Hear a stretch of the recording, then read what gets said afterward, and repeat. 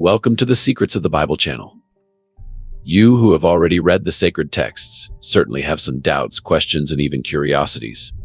One of these curiosities concerns the colossal and gigantic dinosaurs, whose existence is proven by several fossils.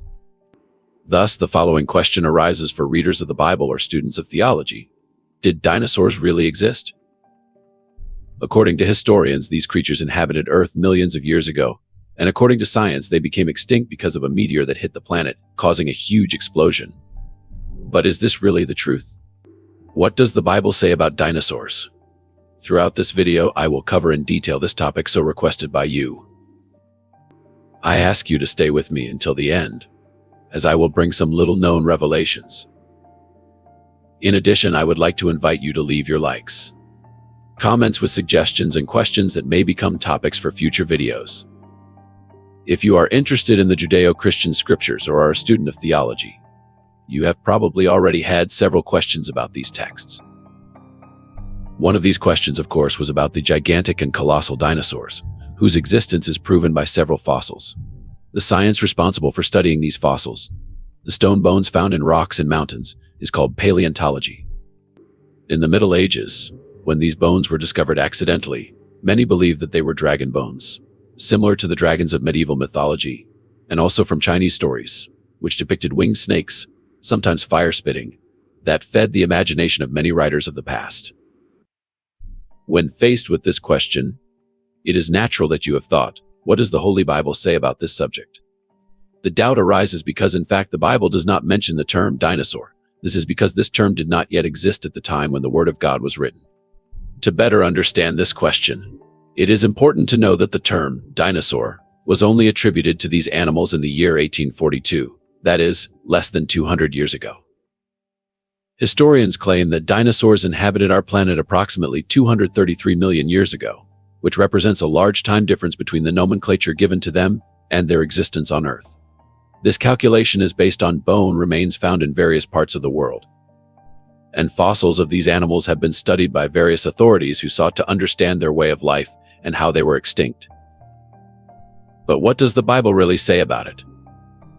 The book of Genesis clearly reveals how God created the universe, the heavens, the earth, the animals, and everything in it. The narrative shows that the first animals created by God were aquatic animals and all creatures that inhabit the sea. God also said, "Let the waters be filled with living beings, and over the earth birds fly under the firmament of heaven." So God created the great aquatic animals and the other living creatures that inhabit the waters according to their species, and all birds according to their kinds. And God saw that it was good. Soon after the creation of aquatic animals, God created terrestrial animals, including wild animals. It is at this time that we can infer that God created the dinosaurs, as stated in the book of Genesis, chapter 11, verse 25.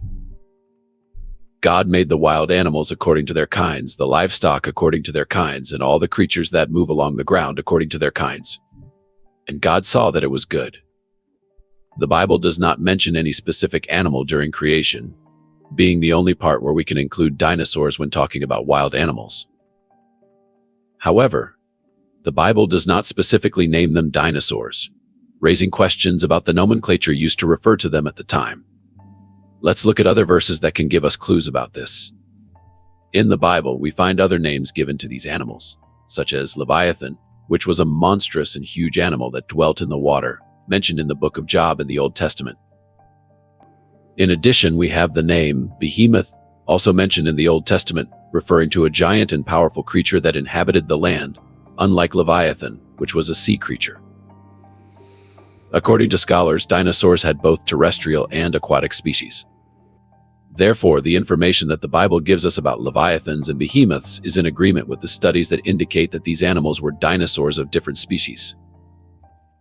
It is important to note that the term dinosaur appeared only in the 18th century, and this name has the meaning of big lizard, reinforcing the idea that dinosaurs were, in fact, lizards that became huge creatures. Ancient Jewish traditions also mention the book of Job and detail the theme of dinosaurs.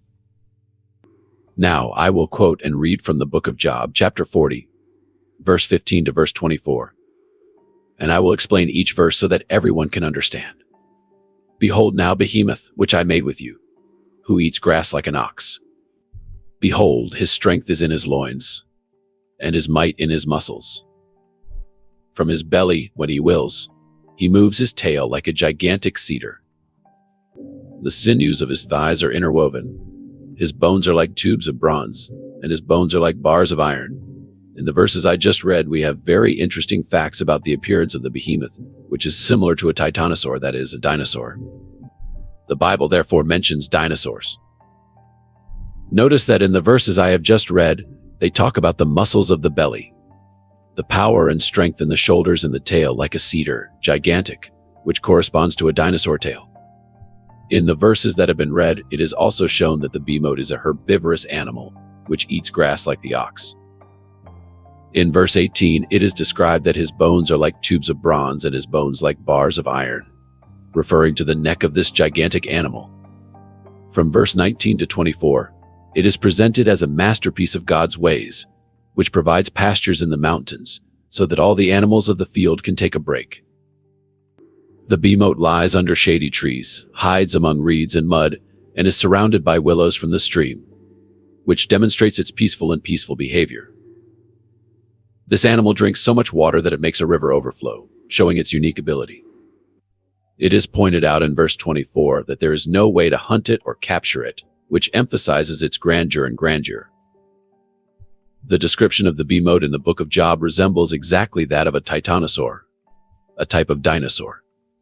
The behemoth's tail, compared to a cedar and capable of causing a bang and furor, is a characteristic that fits perfectly in the description of these gigantic dinosaurs. Therefore, this animal mentioned in the Bible is a kind of dinosaur created by God himself, which shows the harmony between biblical narratives and studies on the existence of these prehistoric animals. Now, talking about the meaning of the name Behemoth, the title of this biblical dinosaur.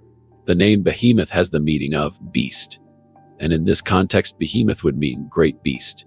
This is the interpretation in Hebrew and Phoenician. Already in Aramaic, the meaning is very similar, being something colossal, something of gigantic proportions, colossal beast. That is, behemoth has the meaning of beast or simply great beast, representing something gigantic in Aramaic. The Book of Job informs us that yes, after all, dinosaurs existed there, and the Book of Job also informs us that when God made the dinosaurs, he created the human race. What he says to Job, "Behold the behemoth that I did on the same day that I made you." It means that on the same day that he created mankind, he also made dinosaurs. Biblically, dinosaurs existed alongside humans. However, there is an observation to be made here. Not all types of dinosaurs have existed since the time of Adam. Other dinosaurs were later created by amalgam mergers. I will explain this later. An additional curiosity about Behemoth, or this dinosaur, is that we note that it did not enter Noah's Ark. If this dinosaur had entered the Ark, the term Behemoth would have been mentioned there. Therefore, we can conclude that Behemoth, or the species of these gigantic beings, the dinosaurs, survived the flood and undoubtedly became extinct after that event. There is a very interesting and curious question concerning this subject, which is connected with the ancient Book of Enoch. In this book, it is stated that, in fact, these gigantic and colossal beings, the dinosaurs, were nothing but amalgamation of antediluvian Nephilim. But what exactly would an amalgam or a Nephilim be, biblically speaking, or according to the Book of Enoch? An amalgam would be a fusion, a mixture of two distinct beings. That is, the idea would be that dinosaurs would have emerged from some kind of mixture between different creatures, and would not be a pure and original species. What would a Nephilim be? A Nephilim would be the result of the birth of a hybrid being, which is often considered as such, but other times is not categorized in this way. According to this perspective, the Nephilim would be the son of a fallen angel with a human woman. Or it could also be the result of the union between a fallen angel and a terrestrial animal created by God, such as a reptile. This union would have given rise to several species of gigantic beings. The Book of Enoch even reports that these beings were really colossal, of extremely high stature. They would be a kind of Nephilim. It is important to remember that this vision of the Nephilim and the giants on earth is the same as that described in the origin of the giants, which can be explored in future videos, if there is interest in addressing this topic. According to the Book of Enoch, the giants were born from the relationship between a fallen angel and a human woman. But this subject will be discussed in another video. That is, the antediluvian or prediluvian amalgams would basically be fusions of demonic beings with terrestrial animals, such as reptiles already created by God. Certain dinosaurs, specifically carnivores and bestial and monstrous dinosaurs, would be the result of the relationship between a fallen angel and a human reptile, according to this view presented in the Book of Enoch. A curiosity is that in this view, the theory that the animals were not placed on the ark is because they should die in the flood, since they were mixed and the earth would no longer support so much pain, suffering, and bestiality, especially since there were different types of beasts monstrous on the face of the earth. Therefore, God sent the flood and eliminated most of these beings, leaving only a portion of giants, which in this case would be the Behemoth, which were already extinct shortly after the flood, as we can see in the Book of Job. Behemoth is described as a gigantic dinosaur, or rather a titanic, or the fact is the theory that a meteor fell to Earth and destroyed all the dinosaurs is totally contrary to the biblical view. Biblically, what destroyed most of the dinosaurs was the biblical flood, leaving God only a few of these living beings, and even then, already in extinction. I hope you enjoyed the video, but tell me, do you believe in these theses and visions that I shared with you all? Dinosaurs were truly magnificent and gigantic beings in antiquity. Also leave your comments on what you think about this subject. Dinosaurs existed and Behemoth was a kind of titanosaur. See you soon.